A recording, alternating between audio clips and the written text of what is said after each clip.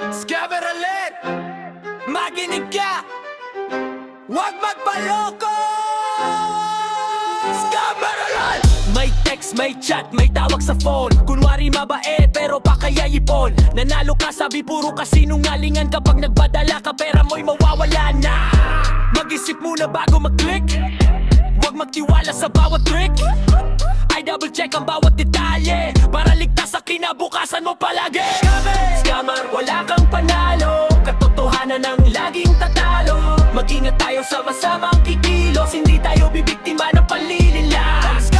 Scammer, wala kang panalo. Katotohanan ng laging tatalo. Mag-ingat tayo sa masamang kikilos. Hindi tayo bibiktima ng panlilila. Fake account, fake ID, fake na kwento. Target nila ang taong madaling malito. Huwag ibigay ang OTP o password. Protektahan ang sarili, iyon ang reward.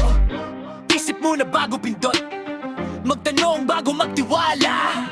Kapag sama-sama ang tao, walang scammer ang magtatagumpay.